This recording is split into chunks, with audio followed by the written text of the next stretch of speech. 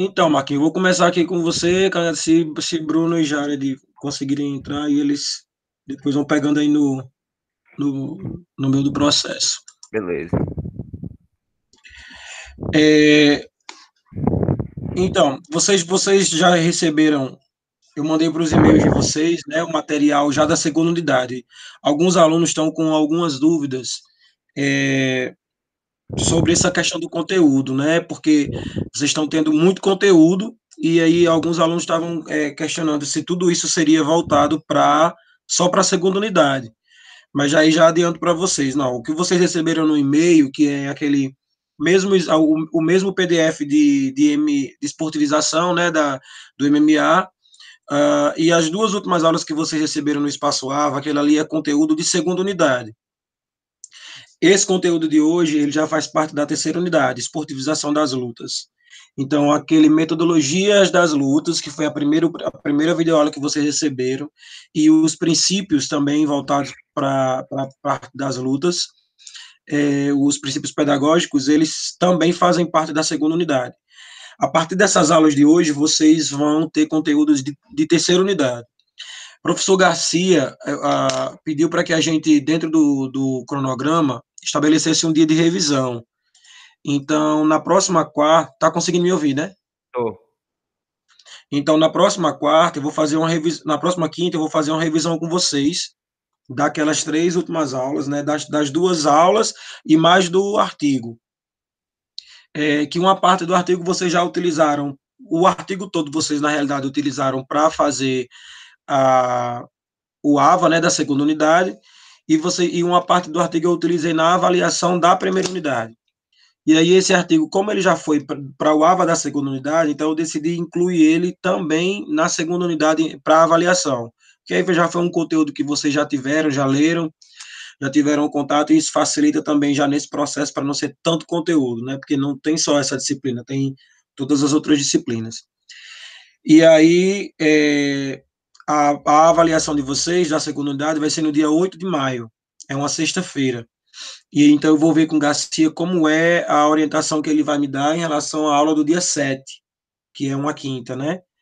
Mas aí no cronograma para a próxima quinta, dia 30 de abril, está uma revisão das aulas, certo? Uhum. Que aí não vai incluir essa aula de hoje, beleza? Essa aula de hoje ela já é de terceira unidade.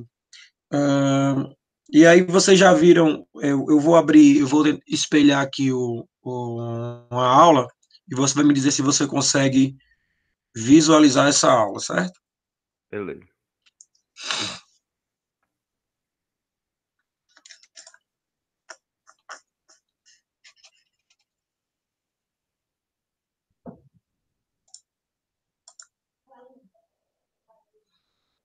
Consegue ver esse slide? Ainda não. Ah, tá abrindo aqui. Demora um pouquinho. Quando a gente espelha, demora um pouquinho, tipo uns segundos aí. Tá aparecendo. Aparecendo aqui, né? Lutas, página inicial, né? Isso. Show de bola. Então eu vou fazendo nesse esquema. Eu vou iniciando a aula, e aí depois eu volto no chat, mas aí qualquer dúvida você pode ir perguntando, certo? Ou Certo. se quiser anotar alguma coisa, Tá bom. é, a gente vai discutindo sobre isso. Beleza. Beleza? Caderno aberto aqui já. Show de bola. Então, essa aula de hoje, ela vai ter o conteúdo dela já é de terceira, como eu já falei, né? Já é de terceira unidade, e ela nesse processo de videoaula, né? Ele já está somando aí 5 aulas. Na realidade, porque a aula de metodologia, eu converti ela em uma aula só, mas ela deveria ter sido dividida em 2 aulas, né? Mas aí, enfim, em virtude desse processo da pandemia, do Covid, eu fiz essa adaptação. Mas não deixei de fora o material necessário para que vocês tivessem entendimento, não. Uhum. E aí, esse conteúdo de processo de esportivização já é um conteúdo bem interessante, que vocês já devem ter visto uma parte dele também no próprio artigo, que fala sobre esportivização e desportivização das lutas, né? Então, entender como a luta chegou até esse padrão que a gente tem hoje no esporte como um todo, né? Então, como ela foi se transformando. Eu fiz um breve resumo, né? Eu sempre deixo esses objetivos de aprendizagem, né? De entender como se deu esse processo de esportivização. E aí eu fiz um breve resumo, né? Na aula passada. Na aula passada a gente discutiu que a luta recebeu muitas influências, né? Na década de 70, até coloquei uma imagem do Bruce Lee lá. E aí recebeu essa influência, os filmes começaram a influenciar, os desenhos começaram a influenciar bastante, a gente tinha muito desenho, tipo, você tá aqui alguns, Yu Yu Hakusho, Shurato, Dragon Ball, Sim. né, diversos desenhos, e principalmente trazidos da cultura oriental, que representavam muito e traziam essa influência das lutas para a nossa sociedade, né?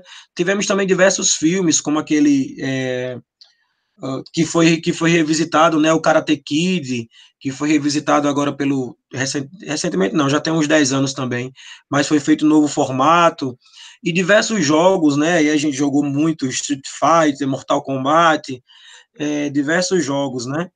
E tudo isso acaba, de certa forma, influenciando na cultura, né, na sociedade, e começa a abrir o campo de visão das pessoas para as lutas de uma forma mais lúdica, e não vendo as lutas apenas como aquela referência, o sinônimo que luta tinha sempre de estar associada a algo relacionado à briga. Né? Vimos também, estou abrindo aqui logo todas as páginas. Vimos também como isso influencia na cultura popular, né? A gente pode ver hoje que as pessoas utilizam bonés de marca de UFC, calções, camisetas, as pessoas usam garrafas, como isso hoje se transforma também em games mais atualizados, né? Vimos também toda a parte de relevância, né?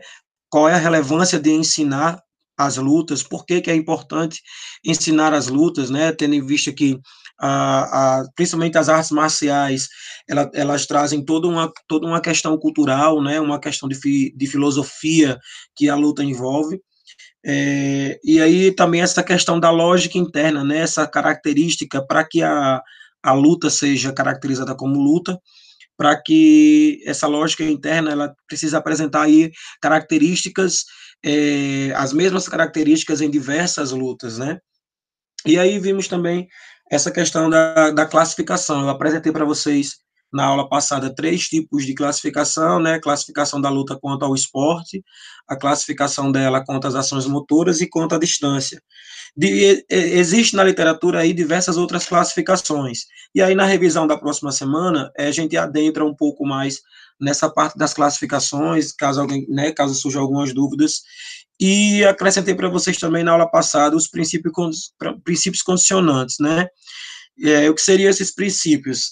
Seriam os aspectos inerentes da luta, né? Eles precisam, são princípios que, para que seja considerado aquilo como luta, como o esporte em si, e precisa existir esse contato proposital, regras, ataque e defesa, oponente e alvo, né, e a imprevisibilidade, né, que faz parte, e esses 5 princípios aí, eles fazem parte das lutas. É só um breve resumo da aula anterior, mas aí quando a gente entrar na parte da revisão na próxima semana, a gente aprofunda melhor. E aí, para a próxima aula, seria interessante que vocês também revisitassem as duas últimas aulas, dessem uma olhada naquele material que eu enviei também, dessem uma lida, anotassem algumas coisas, porque para a revisão, se vocês tiverem algumas dúvidas aí nessa revisão, a gente já mata isso. Belezinha? É aquele material que você mandou, que você perguntou se tinha chegado, né? Isso. Aquele material que eu mandei é o mesmo das aulas, só que nas aulas ele estava em PPT, né? Ele estava em PowerPoint. E aí eu ia dando as aulas, as aulas que eu digo é a que está no AVA, as videoaulas. Certo. Aquele material que vocês receberam no e-mail é o mesmo da videoaula. A diferença é porque eu já mandei ele em PDF para vocês. E na videoaula tem eu explicando, dando a aula em si. Se vocês quiserem revisitar a videoaula, que fica no espaço AVA, também é legal. Mas quiser só pegar o material lá do PDF que eu mandei para vocês, também dá certo, e fazer algumas anotações, já dá uma clareada em alguma coisa, e na revisão a gente arremata. Beleza. Beleza? Vamos lá. Aí eu preparei uma introdução, porque mesmo a gente discutindo bastante nas últimas aulas sobre metodologias e apresentando aqueles termos, né, que foi inclusive a parte do seu trabalho, que foi o Krav Maga, ou Krav Maga, como algumas pessoas chamam, defesa pessoal, esportes de combate, luta, arte marcial, briga, né? Então existem muitos termos associados às lutas e que acabam gerando algumas confusões, né? As pessoas elas não conseguem entender o que é cada coisa, né? Na realidade, os dois termos mais utilizados hoje na literatura é luta e arte marcial. Na literatura deixa muito claro o seguinte ponto: toda arte marcial é uma luta, mas nem toda luta é uma arte marcial, né? Então as artes marciais elas se inserem dentro do aspecto de luta, mas a luta, nem todas elas são artes marciais, porque a gente tem esportes de combate, nós temos a própria defesa pessoal, que é considerada uma luta, a partir do momento que ela vai ser utilizada, mas ela não é considerada uma arte marcial, ela não é considerada um esporte, mas ela está dentro do universo da luta, né? Ela faz parte de toda aquela lógica interna que a luta apresenta. E aí esses termos eles ainda ficam um pouco confusos, né? Aí nessa parte introdutória eu coloquei só os significados mais superficiais do termo, né? Que luta significaria aí combate com ou sem armas, né? Que aí seria entre pessoas. Então a luta ela gera toda essa questão da disputa.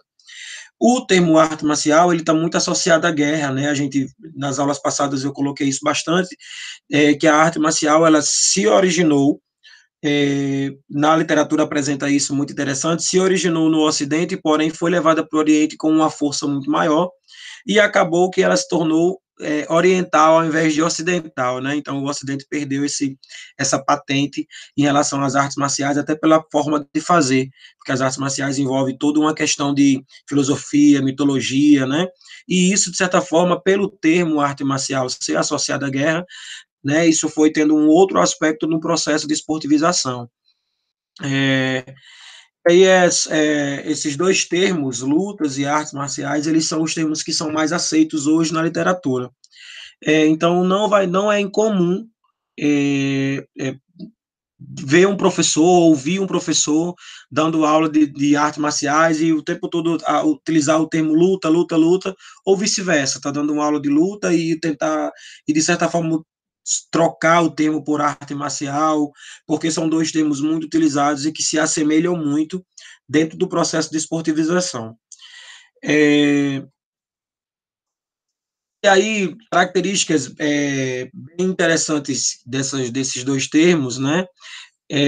Que a luta e a arte marcial, né, para que ela seja vista como nós vemos hoje, né, nesse formato que a gente tem hoje, de diversos esportes, diversas modalidades, tudo está mais ramificado, né, tudo consegue chegar mais rápido ao ser humano, né, ao indivíduo, né, então a gente consegue hoje identificar uma forma muito mais organizada, né, de como essas lutas elas acontecem, mesmo a luta tendo toda aquela questão do aspecto e do princípio da imprevisibilidade, né, que é muito associada ao instinto, né, a reação de como esse oponente, essa imprevisibilidade, ela está muito associada ao fato de duas pessoas irem para um combate, irem para uma luta, e eu não saber o que o outro está pensando, né, então, de certa forma, isso gera um instinto, né, e esse instinto ele já é muito associado à própria proteção do corpo, né, a própria proteção que o ser humano foi adquirindo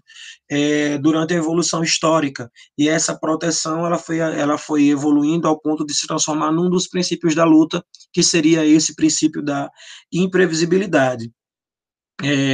As artes marciais, né, criadas no Oriente e no Ocidente, na realidade, no Ocidente hoje é muito patenteado a questão dos esportes de combate, né, por serem mais violentos, não utilizarem de armas brancas, coisa que às vezes nas artes marciais você tem alguma arma branca, né, arma branca a gente pode associar aí diversas armas, muchaco, como a própria espada da esgrima, enfim, são armas que podem ser utilizadas para gerar o contato oponente entre um e outro. Mas aí elas deram origem essas que foram criadas no século V e que a gente já foi apresentando desde lá do início da disciplina, elas deram origem ao que a gente conhece hoje, né? O jiu-jitsu brasileiro, o taekwondo, o krav maga, o karatê, o judô, entre diversas outras modalidades que existem. Então a gente acaba percebendo que se nós formos criar um organograma e a gente se você quiser ir fazendo já isso aí no seu caderno, se você criar um organograma, você tem, por exemplo, na base, você pode ter aí o termo lutas, né? Você pode ter essa primeira caixa com o termo lutas, e você pode ramificar para mais duas caixas. Você pode ramificar aí para uma outra caixa com artes do Oriente, artes marciais do Oriente, e pode colocar artes do Ocidente, que seria muito mais associada aí aos esportes de combate.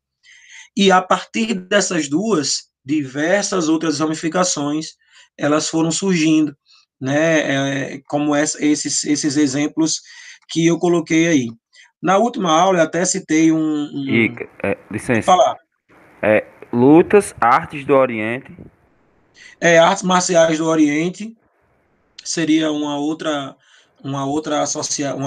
primeira ramificação, né, das lutas, e do outro lado você pode colocar lutas do Ocidente, que você pode colocar aí esportes de combate.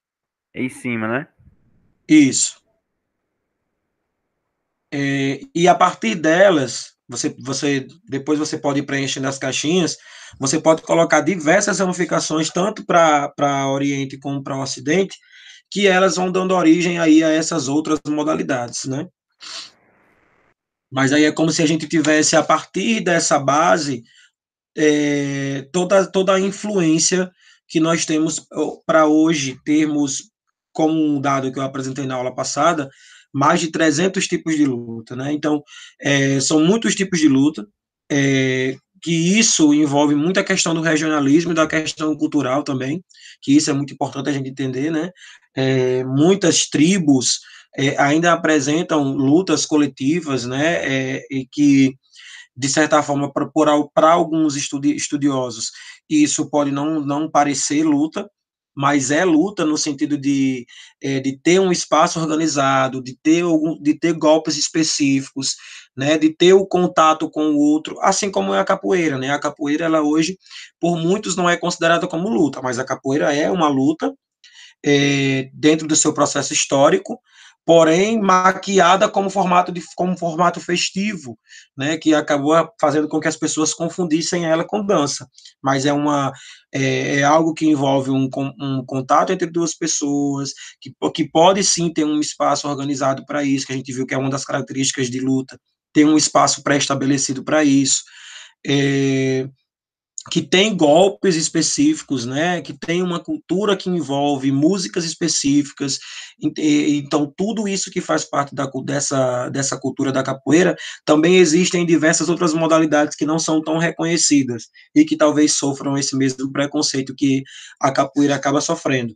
Mas aí a gente tem mais de 300 tipos de lutas que vêm exatamente dessa ramificação e desse processo histórico a partir dessa origem tanto das artes marciais do Oriente quanto do Ocidente. Tá ficando claro aí, né, Marquinhos?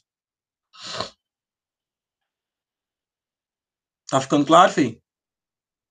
Tá sim. É porque eu esqueci de ligar o fone. Que quando você tá falando, eu desligo o fone. Beleza, beleza. O microfone. Pra não ficar barulho, que tô com o ventilador aqui. Beleza, beleza. Passando aqui. Aí eu peguei esse termo lutar para a vida. Ele é esse termo lutar para a vida, ele aparece muito na literatura, porque, como eu disse, as artes marciais elas acabaram influenciando bastante o processo de esportivização, né? É, a luta em si, ela não tem tanto, ela não é tão rebuscada, né? E a arte marcial, ela não é apenas um apanhado de golpes, né? De técnicas, né? Ela tem toda uma visão diferenciada, né? De como esse contato com o outro ele pode existir. Então, a arte marcial ela acaba ganhando muito mais força a nível de nome do que o próprio nome luta. Entende o que eu estou querendo dizer? Porque a luta, por ser muito abrangente, ela acaba deixando as diversas outras modalidades, de certa forma, muito desprovidas de proteção é, histórica, conceitual. E as artes marciais, não.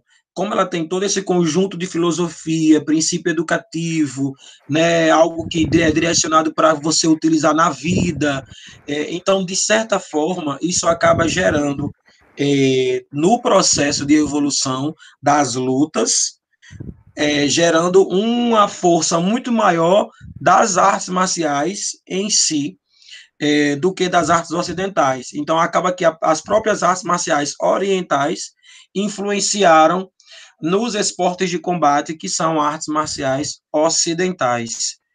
Então, é como se esse mesmo organograma que eu pedi para que você colocasse a luta como base, é como se para alguns historiadores artes marciais e lutas viessem uma ao lado da outra, ao Fosse coisas invés distintas, né?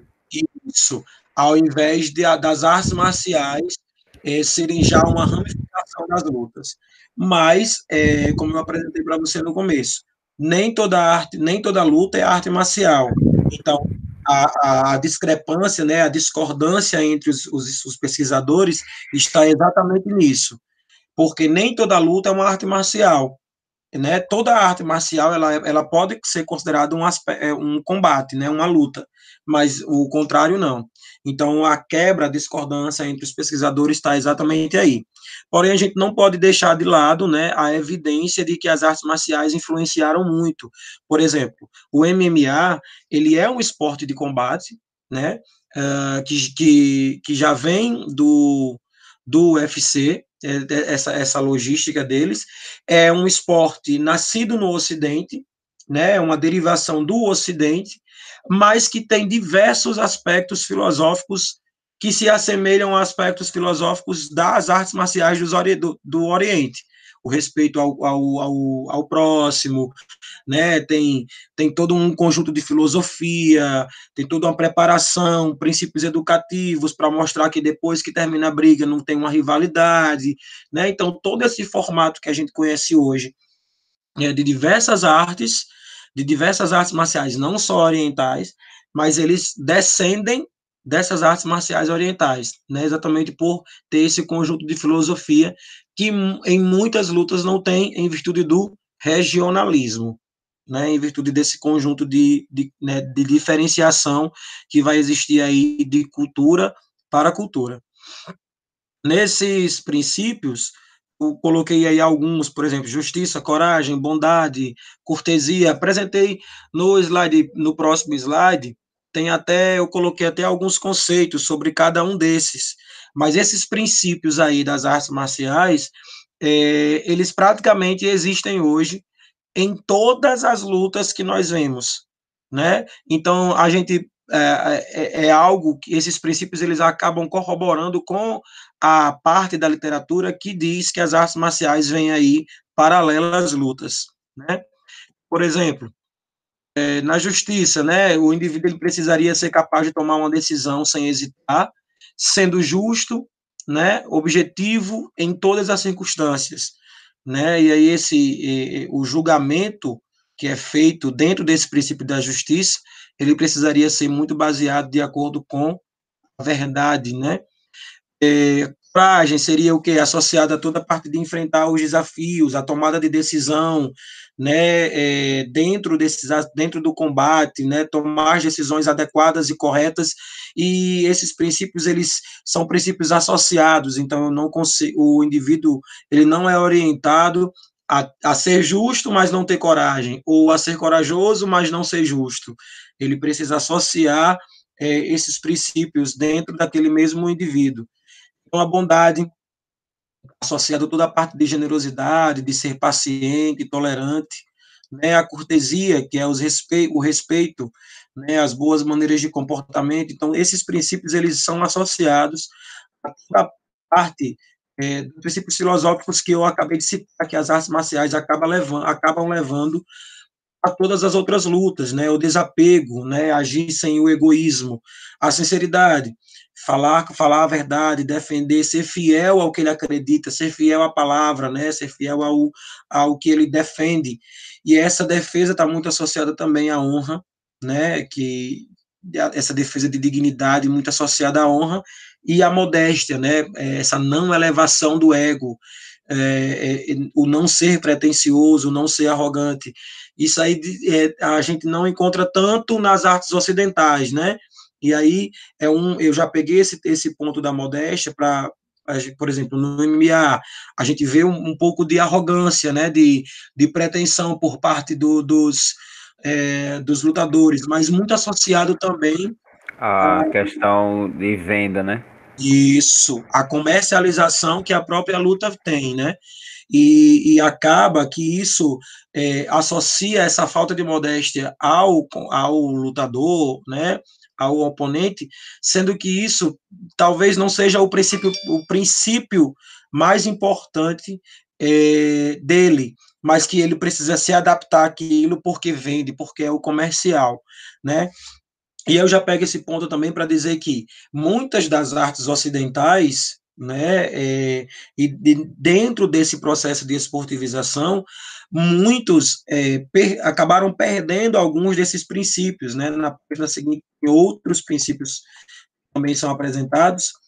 Então, durante o processo de esportivização, muitas lutas acabaram perdendo um pouco desses princípios, como, por exemplo, o autocontrole, né? A gente já viu, por exemplo, diversos exemplos no boxe, por exemplo, né? O autocontrole sendo perdido aí por Holyfield, quando engoliu a orelha do outro, né? Então, tem diversos exemplos dentro de outros esportes que esses princípios acabam sumindo, né? O princípio da amizade, onde muitos combatentes, muitos lutadores, desculpa, eles acabam perdendo esse contato de companheirismo em virtude de uma luta que aconteceu no ringue, mas que acaba levando e acaba reverberando na relação que eles tinham fora do ringue, né?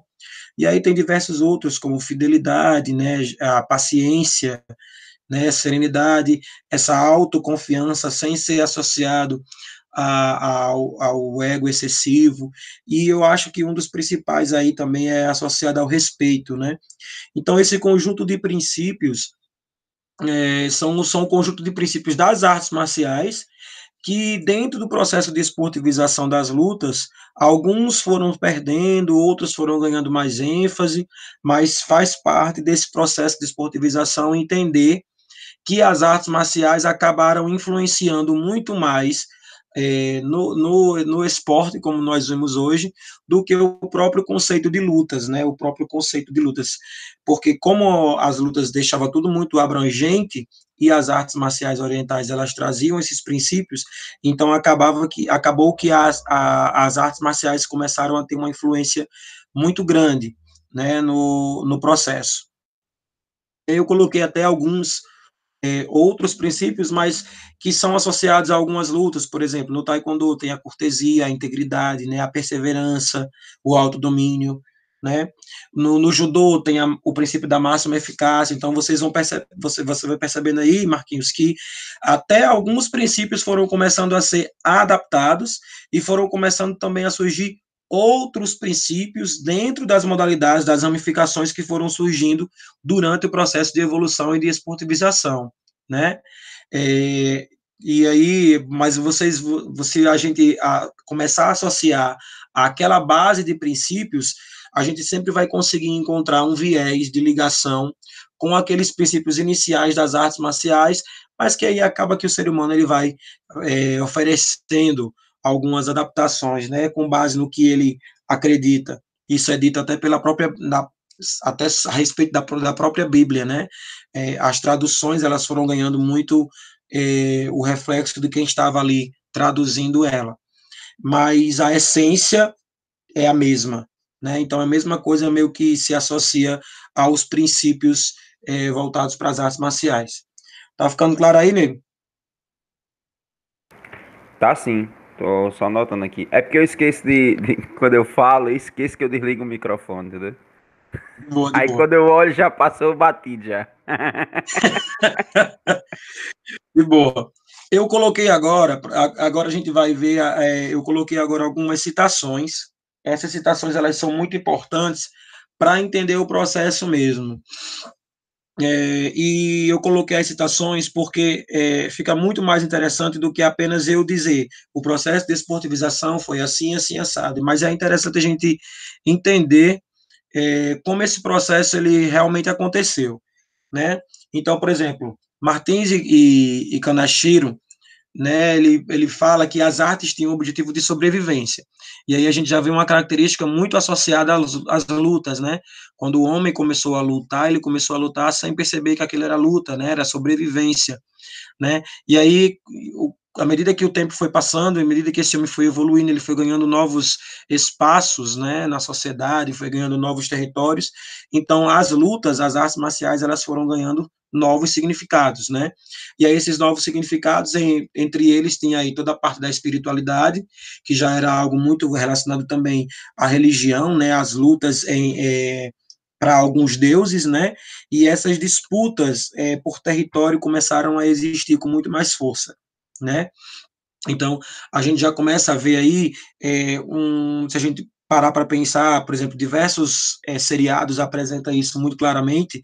Por exemplo, Vikings é um seriado que apresenta um formato de luta diferenciado, onde você percebe que muitas vezes a forma de lutar de um povo acaba influenciando na forma de lutar de outro povo. Então, essa disputa, ela gerou também aí já uma interseção entre formatos de luta, né? Então a gente já começa a ver uma forma de transformação dentro do próprio processo de evolução do homem, a luta se transformando em artes e essas artes se transformando também em outras possibilidades, né? Voltadas inclusive para a guerra, que aí é o que Carneiro já coloca no artigo dele, que existiram, tanto no Brasil quanto nos Estados Unidos, né, algumas escolas de guerra, né, escolas de guerra da modernidade, sendo chamadas assim, né, e essas escolas de guerra utilizavam um livro chamado A Arte da Guerra.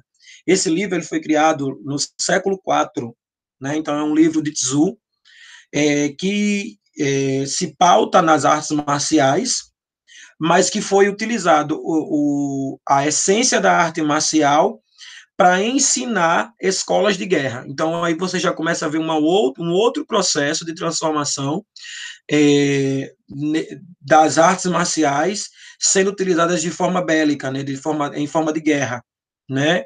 E aí, essa obra de Tzu, como era utilizada já para o processo de arte marcial, já utilizado para a guerra também, acabou se transformando numa grande influência, porque isso era utilizado, essa obra, ela era utilizada principalmente na formação de lideranças militares, né? Então a gente percebe que o que esses grandes militares, essas lideranças militares aprendiam, né? Eles acabavam levando isso para os seus cadetes, para as pessoas que estavam abaixo dele, e acabava que isso também já sofria um outro processo de transformação, porque uma coisa é eu ler uma obra e quando eu vou repassar aquela obra para uma pessoa, para um outro indivíduo, essa obra passa pelo processo do telefone sem fio, né? Ela já gera uma outra transformação, e aí essa transformação, esse processo é meio longo, mas ele já mostra um outro aspecto dessa evolução, né? Uma obra que foi gerada no século IV, influenciando escolas da modernidade, né? Escolas de guerra da modernidade do final do século XIX, início do século XX, tanto no Brasil quanto nos Estados Unidos, mas não só aqui. Não só aqui nos Estados Unidos, também tem referências sobre isso na Alemanha, na Rússia, né? Enfim, né? Nos cantos que gostam de guerra, né? Tem influências tem referências dessa obra. Na obra de Martins e Kanashiro também, ainda na visão deles, a atualidade, né, hoje existem diversos tipos de artes marciais, né, algumas ainda associadas ao estilo de sobrevivência, né? A gente percebe que muitas das artes marciais não têm o objetivo de se transformar em esporte, né? Elas querem, são artes que elas são, de certa forma, protegidas por esse processo de esportivização, né? E outras já apresentam objetivos mais novos, né? Formatos mais novos, óticas diferentes de se ver a arte marcial.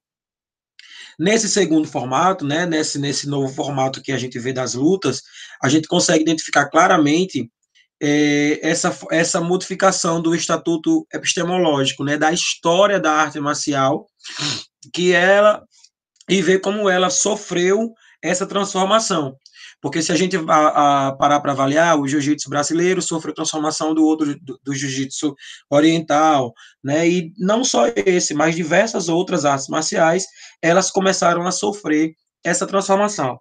E essa transformação, ela foi uma transformação sofrida para que essa arte marcial ela pudesse se transformar numa modalidade de combate voltada, associada à arte marcial, mas que pudesse ser esportivizada, que pudesse ser ensinada e que pudesse levar um processo de competição. Então, nesse processo de competição, que não era a competição de guerra associada ao início, né, das artes marciais, já começa a gerar aí um processo de esportivização. A gente já começa a perceber que essa arte marcial ela se transformou numa luta marcial, você percebe aí no final do slide, né? Ela se transformou numa luta marcial. Por que luta marcial? Porque ela perdeu alguns princípios daqueles que eu citei nos slides anteriores, ou eles foram se transformando. Então, foi uma forma que eles foram encontrando até mesmo de associar luta com arte marcial. Percebe aí a ligação? Ao invés de eu ter luta e arte marcial separada, então dentro do processo eu começo a chamar essa transformação de luta marcial, né? E essa luta marcial, tá Que ficando é aí que claro? dá. Tá, que nesse caso aí que dá origem ao MMA, né? Porque Uhum. quer não, o MMA é apenas a sigla para um mix de artes Um marciais, mix, né? exatamente.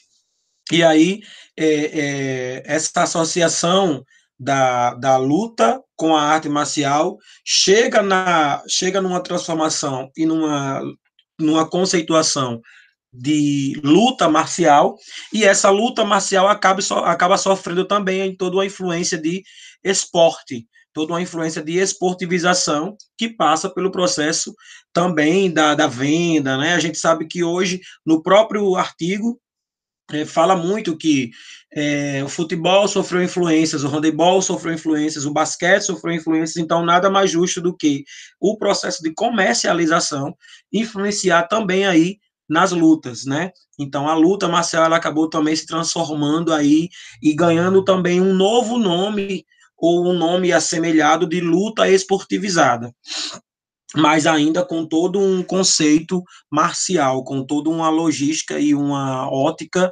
voltada para os princípios das artes marciais. Por isso, o MMA também tem essa associação e é uma das ramificações desse processo de esportivização.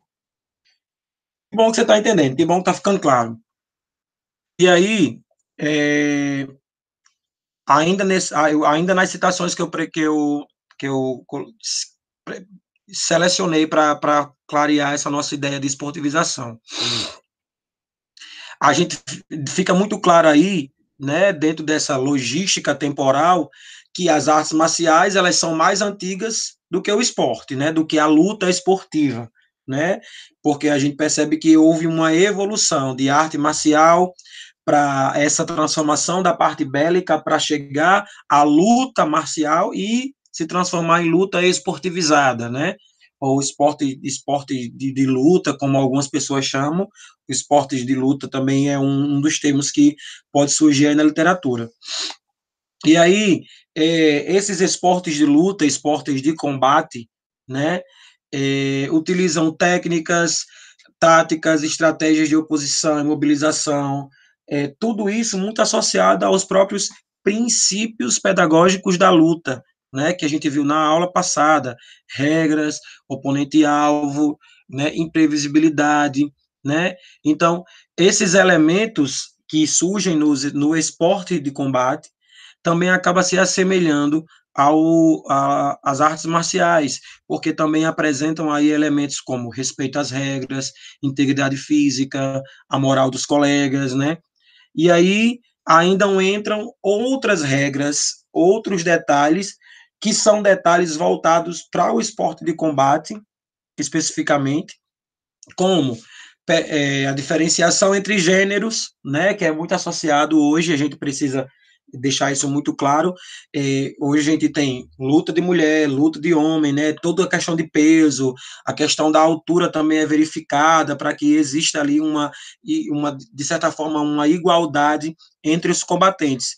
Então, essas adaptações, como gênero, estatura, peso, tudo isso também faz parte do processo de esportivização, porque na hora que esse indivíduo ele é dividido em categorias, né, essa categorização ela acaba também sendo uma característica muito importante do processo de esportivização, né?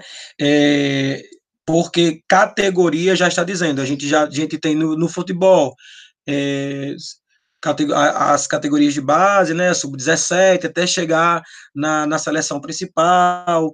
A gente também tem isso no basquete, a gente tem isso no handebol. Então, as lutas, elas também começaram a ganhar esse aspecto de esportivização na hora que começou-se a dividir elas em categorias, né? Alguns relatos mostram que lá no início, quando elas começaram a ser disputadas nos Jogos Olímpicos, não existiam essas categorias, não. Existiam apenas era muito voltada para homens, os combates femininos eles eram realizados de forma escondida, né, entre as amazonas, entre as mulheres, e não existia essa categorização, né? Porque ali o objetivo de lá que a gente viu era de sobrevivência, né? E era muito também voltado para a apreciação, para o divertimento dos grandes imperadores. Mas aí com a evolução foi se vendo tanto que a diferença de técnica, as estratégias, tudo isso estaria muito associado também a gênero, a estatura, a peso, a qualidade de treinamento, a idade. Então, tudo isso foi influenciando nesse processo de esportivização, essa categorização, né, essa diferença de categoria. No caso aí também, cara, entraria também a segurança do atleta, porque antes a gente via que as artes marciais ela não se usava luvas, alguns não usavam capacete, protetores bucais. Então, no caso também, eu lembro que, eu não sei se foi devido a uma morte que teve antigamente, eu não sei se você assistia o UFC antigamente, que era totalmente desprotegido, na época de Royce Gracie, essa galera. Sim, Aí começaram a se preocupar mais com a integridade física do atleta e colocaram mais regras. No caso, uma das regras era usar as luvas, usar os protetores bucais, e aí entrou também questão de peso e tal, essas coisas. isso. Esse formato também é, existia um formato de luta que era muito voltado para apreciação e para que o indivíduo ele mostrasse que ele era o melhor, né? E essa necessidade de mostrar que era o melhor fazia com que algumas regras não existissem, né? Então, existia até a possibilidade do indivíduo ir à lona morto, né? Como isso aconteceu em alguma situação específica, como você está colocando, e isso também ajudou no entendimento de que se a luta queria ser vista como um esporte, se as artes marciais ou as lutas queriam ser vistas como um esporte, ela precisava ter algumas regras, né, para que ela pudesse até ser comercializada, para que ela pudesse ser vista com bons olhos, para que outras pessoas começassem a desassociar o termo violência das lutas e começasse a trazer também a questão dos princípios das artes marciais. Então, esse respeito que precisou acontecer, essa transformação, vem com base exatamente nisso que você está falando, nesse entendimento de que ou eu mudo, ou eu mexo no formato que existe, ou então as lutas, as artes, elas nunca vão ganhar o espaço que ela deveria ganhar como esporte, né? Porque a partir do momento que a luta foi vista como uma possibilidade esportiva, ela precisou ser entender-se no processo de esportivização, né? E aí todo esporte tem regra, todo esporte tem material, todo esporte tem uso ou não de algum instrumento, né? E aí antes, quando não tinha, quando era só o corpo a corpo, que ainda existem lutas assim, né? Muito voltadas só para o contato físico, mas aí precisou se utilizar alguns elementos, como luva, capacete, né? Protetor bucal, protetor para homens e agora também tem para as mulheres o protetor da região sexual de homens e mulheres, né? E aí essas transformações elas já fazem parte desse processo de esportivização. E aí mais Inclusive uma até, inclusive até alguns locais que você não pode atingir, né? Por isso, exemplo, alguns pontos que você não pode pegar. é, no MMA, se o oponente ele tiver no chão, você não pode chutar a cabeça, não pode fazer essas coisas. Isso. Né? E antes isso não existia, né? Antes caía no chão, mas o cara ainda ia para cima O negócio era detonar, o povo queria ver a sangue. exatamente, né?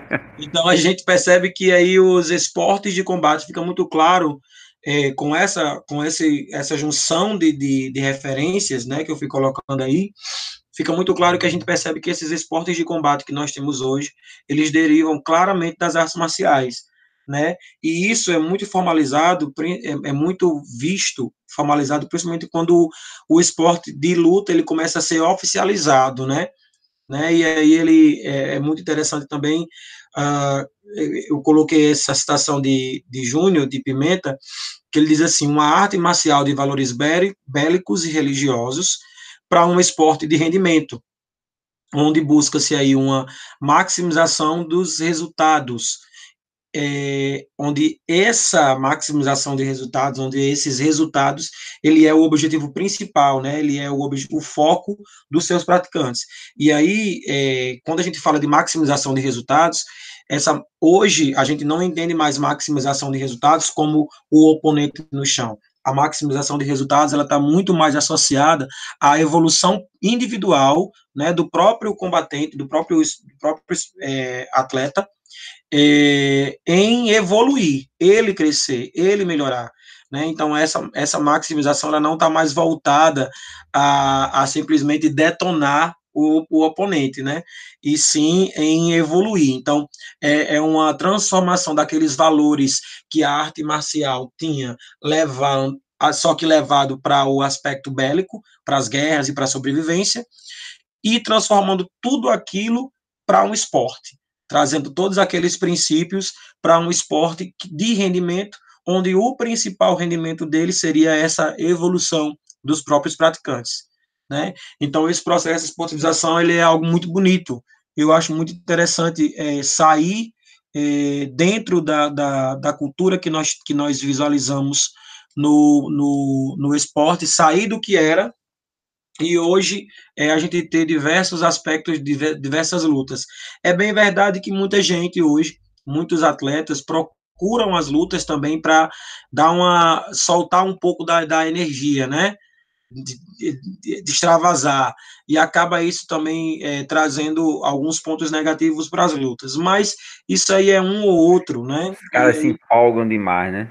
é, isso aí é um ou outro que acaba não entendendo realmente o objetivo principal das lutas. E uma coisa muito interessante dos esportes de combate de hoje é a não utilização, né? A não utilização das técnicas que são adquiridas.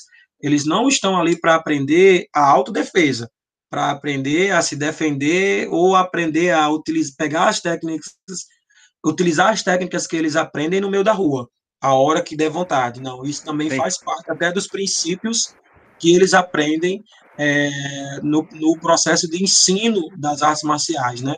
Por isso que é tão orientado que que esse atleta ele possa iniciar o mais cedo possível, para que os princípios eles evoluam junto com o desenvolvimento cognitivo, com o desenvolvimento psicossocial daquela criança, e que ela consiga chegar na adolescência, na fase adulta, um atleta com muito mais pensamento e focado realmente numa maximização de resultados próprios, que não está em destruir o outro, né, que está voltada também principalmente para si próprio ao invés do outro, né? Uma formação do cidadão, né?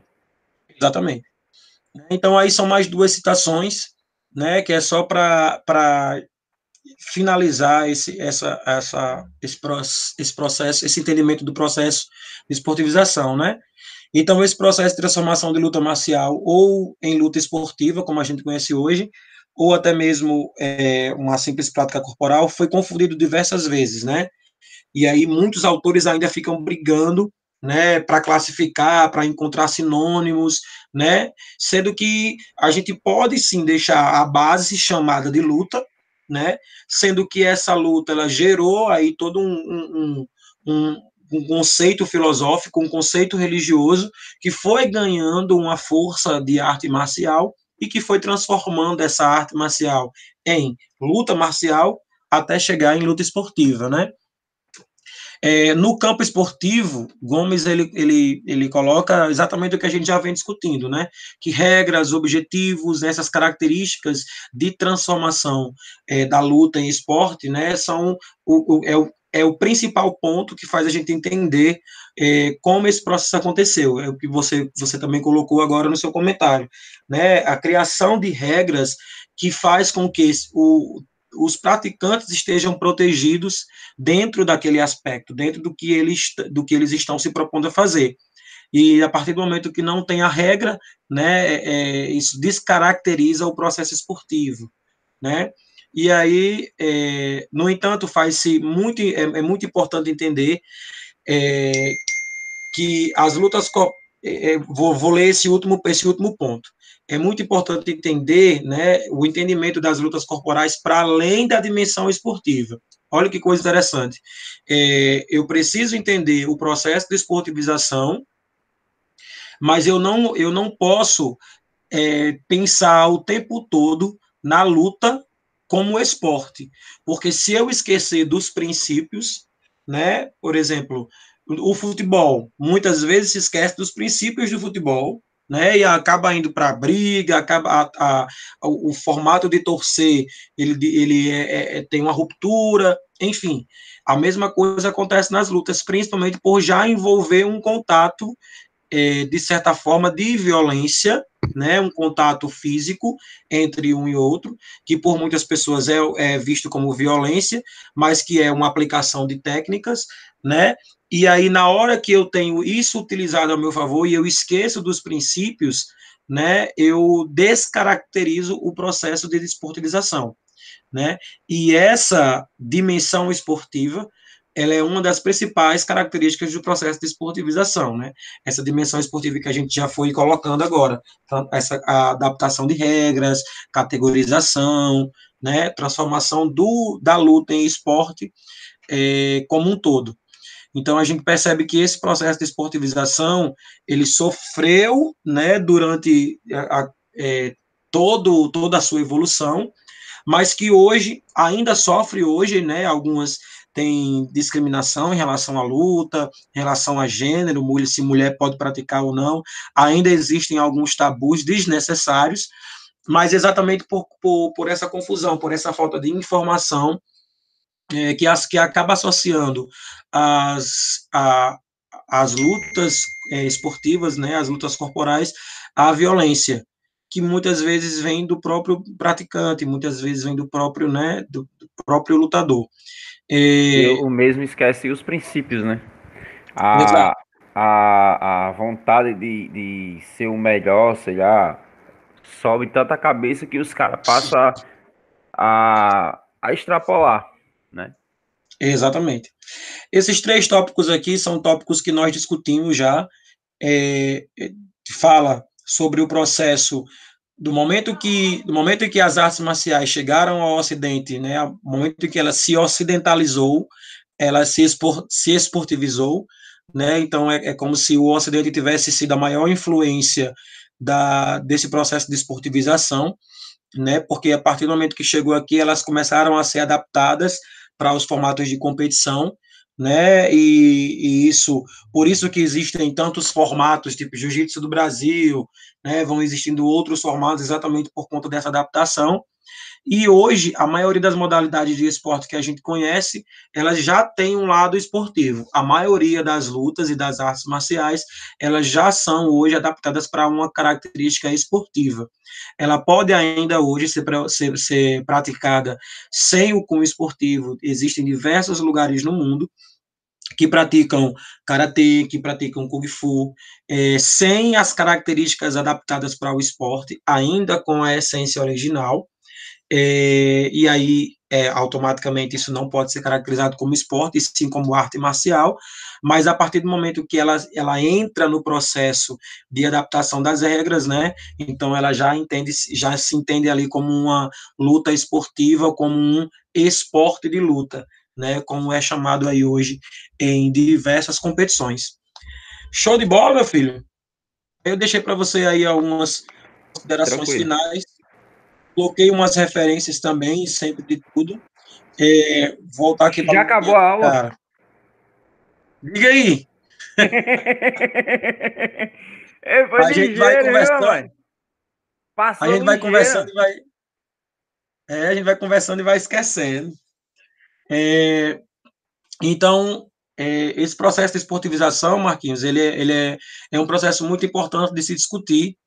Essa aula de hoje, mesmo sendo da terceira unidade, mas é uma aula muito interessante até para que, se você for agora ler o artigo que eu mandei, agora que eu digo agora, nesse momento não, mas a partir dessa aula de hoje, se você for ler o artigo lá de arte de MMA que eu mandei, você já vai conseguir ler aquele artigo com a outra ótica, você já vai conseguir ver aquele artigo de uma outra forma, principalmente entendendo alguns pontos dessa aula de hoje voltados para a esportivização, e nos momentos em que fala sobre comercialização, né, sobre a transformação desse esporte, é, num, sei lá, numa transmissão, enfim, em algo voltado para a TV, né, e como isso influencia, de certa forma, também diversos esportes, né. E muita gente às Ah, vezes acha que a comercialização é só no sentido de, vai passar, tá passando num programa de TV. Mas vai muito além disso. Inclusive a questão de vendas de objeto, né? A comercialização é principalmente a partir daí. Não só o consumo visual na televisão, mas o consumo fora dela. Porque, pronto, por exemplo, quando, na época que Ronaldinho Gaúcho foi para o Barcelona, cara, o Barcelona ganhou muito dinheiro antes mesmo dele jogar, só com venda de camisa. verdade. Então a comercialização abrange um todo, né? Esse aspecto da comercialização que você está colocando, ele é um aspecto também da transformação cultural que acontece em virtude das lutas, né? Foi até o que eu coloquei na aula passada. Então, até o próprio uso, por exemplo, a quantidade de camisas, vou pegar o Flamengo, a quantidade de camisas que foram vendidas do Flamengo o ano passado, em virtude da campanha positiva que o Flamengo fez, foi fora do comum, né?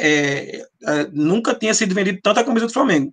Entende o que eu quero dizer? Então, Aham. acaba, de certa forma, influenciando na cultura. Então, na hora que o MMA ele é televisionado, as competições elas passam constantemente, quarta, quinta, sexta e sábado, quarta, quinta, sexta e sábado, as pessoas começam a ver aquilo, elas começam a consumir. E isso também faz parte do processo de comercialização, né? E isso é importante para o esporte, para a divulgação do esporte, mas a gente entende aí que tem toda uma conjuntura, uma logística de empresas falando mais alto do que isso, né? Até a própria forma deles se enfrentarem, toda aquela coisa que É. acontece, né? Tudo aquilo ali faz parte do processo de comercialização que a gente compra mesmo, né? A gente, que eu digo, a sociedade, né? O ser humano acaba comprando aquilo ali de uma forma exagerada, né? Os calções, o cinto, o boné, o óculos, né? Enfim, tudo faz parte desse processo, né? E aí, essa sua colocação, ela ainda gera um outro ponto.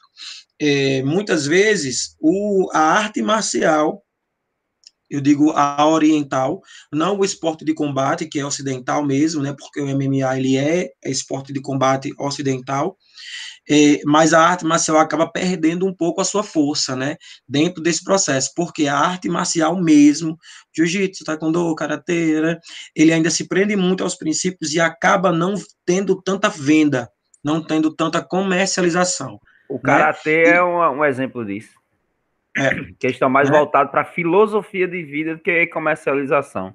Exatamente. Então acaba que a própria divulgação da arte marcial ela perde. E aí, um outro ponto também desse processo de esportivização que a gente pode analisar é o processo de esportivização para as lutas que se adaptaram como esporte acabou também influenciando positivamente para que as pessoas conhecessem mais a arte marcial, aquela que conseguiu se adaptar no processo de esportivização. Para as outras que não conseguiram se adaptar, você percebe que a gente ainda perde um pouco o contato com algum tipo de arte que ainda não se adaptou tanto ao processo de esportivização e acaba ainda se prendendo muito aos conceitos filosóficos sem encontrar uma forma de fazer com que esses princípios filosóficos permaneçam na luta esportivizada, caso ela seja adaptada. Né? Então, esse processo de esportivização ele é muito importante para entender onde o profissional de educação física está posicionado em virtude da luta. Né? Por que, que a luta é até o foco da próxima aula? Qual o papel do profissional de educação física em meio à luta? Né? Se eu tenho dificuldade, quais são as dificuldades que esse profissional da educação física ele tem para trabalhar a luta, para, enfim, é, já é um ponto, as aulas elas acabam tendo toda uma ligação, uma sequência interessante de entendimento, né? Porque agora que a gente conversou sobre o processo de esportivização, a gente vai falar agora sobre como esse profissional de educação física ele pode se inserir nesse processo, né? Como ele pode usufruir desse processo de esportivização, já que é uma fatia de mercado do profissional de educação física. Sim, senhor? Tranquilo. Show de bola, vou gravar, Show de bola. vou tentar gravar aqui essa aula para os meninos que não assistiram. Depois, o processo é mais ou menos assim. Eu gravo a aula, eu envio num formulário. Nesse formulário, eu envio junto com 3 questões voltadas, direcionadas para o slide, como você já pôde perceber nas outras aulas, né? São 3 questões bem simples, que lendo o slide mesmo já dá para responder. E aí depois eu abro uma discussão no fórum. Só que como os professores todos os professores estão fazendo isso, acaba que esse processo ele fica um pouco lento, né? Então pode ser que vocês não tenham ele já hoje ou amanhã, né? Mas aí eu vou tentar já encaminhar hoje esse formulário para que o Nupetec consiga disponibilizar no espaço AVA de vocês. Beleza, Tá. filho? Tranquilo. Show de bola? Show de bola. Muito Valeu, boa obrigado. aula. Quarta-feira temos resumo, temos revisão das aulas, né? É bacana os meninos participarem também, se eles conseguirem, porque vai ajudar na avaliação da segunda unidade, né? Tendo em vista desse processo de aula só escutando, só tendo uma videoaula, né? Aí talvez discutindo assim. Só o fato da gente já estar numa videoaula, eu escutar a sua voz, você já me vê e tal, só isso já reaproxima a gente nesse processo de ensino, né? Já ajuda para entender melhor uma aula do que se fosse apenas eu dando essa aula que eu acabei de dar com videoaula, né? Só a narração da aula É já é estranho. totalmente, já é totalmente diferente, É né? estranho, é estranho. Eu conversei com o Até o Garcia cara se ontem. Garcia, adaptar. eu vou conversar com o Garcia ontem. Garcia, eu vou tentar ao máximo manter essas aulas do Google Meet, porque ela realmente já se torna mais interessante, porque eu consigo discutir com os alunos conseguem expor algumas ideias, e isso já deixa mais atrativo. Se for um, se for dois, se forem 5, eu vou tentar fazer assim, porque se a gente deve ficar mais 4 semanas, 5 semanas assim, então é melhor que a gente faça de um formato que o ensino chegue melhor, né? É A aula verdade. chegue melhor. E de Viu, meu qualquer filho? forma, você vai ter que gravar, então grava no ao vivo. Exatamente, exatamente. Pois, meu Pois tá filho, bom, pois Icaro. estamos juntos. Valeu. Estamos Vou indo. agora para outra aula. Valeu, meu irmão. Deus te Valeu, abençoe. fica com Deus, meu amigo. Amém. Tchau. Tchau, tchau.